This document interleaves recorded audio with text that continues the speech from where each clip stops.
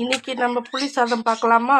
புளி சாதத்துக்கு தேவையான பொருட்கள்: வேர்க்கடலை, கடலைப்பருப்பு 1 ஸ்பூன், உளுத்தம்பருப்பு 1 ஸ்பூன், 3 காஞ்ச மிளகா கட் பண்ணி வச்சுருக்கேன், புளி ஊற வச்சு கரைச்சி எடுத்து வச்சுருக்கேன், கருவேப்பிலை அலசி வச்சுருக்கேன்.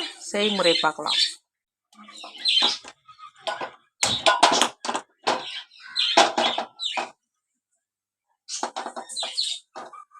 கடாய் காயட்டும். கடாய் காஞ்சிச்சு, நல்லெண்ணெய் ஊற்றிக்கலாம். எண்ணெய் நல்லா காஞ்சிச்சு, கடுகு போட்டுக்கலாம். நம்ம எடுத்து வச்ச எல்லா பொருளையும் அதில் போட்டுக்கலாம். எல்லாம் ப்ரௌன் ஆகட்டும். இந்த அளவு ப்ரௌன் ஆனதும் கொஞ்சம் பெருங்காயம், கொஞ்சம் கருவேப்பிலை,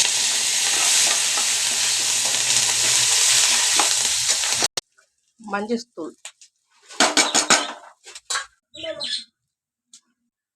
1 ஸ்பூன் சாம்பார் பொடி. இதேமாரி செஞ்சு பாருங்கள், சூப்பராக இருக்கும். நம்ம அந்த கடலைப்பருப்புலாம் மசாலா அரைச்சி வைப்போம்ல, அதெல்லாம் வேண்டாம், இப்படி செய்யுங்க, டேஸ்ட்டாக இருக்கும். புளியை ஊற்றியாச்சு. நல்லா எண்ணெய் சுண்டி வரும்போது பார்க்கலாம். தேவையான அளவு உப்பு போட்டுக்கலாம். எண்ணெய் எப்படி நல்லா பிரிஞ்சு வருது பாருங்கள். இப்போ சின்னோண்டு ஒரு கட்டி சைஸ் வெல்லம் போட்டுக்கலாம். புளி தொக்கு ரெடி ஆயிடுச்சு. நம்ம சாப்பாடு போட்டு கிண்டும் போது பார்க்கலாம்.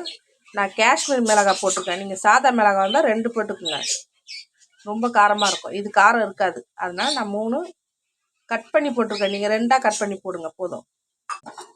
சாப்பாடு போட்டு கிண்டலாமா? கிண்டிட்டு பார்க்கலாம். புளி சாதம் ரெடி. சூப்பராக வந்திருக்கு பாருங்க.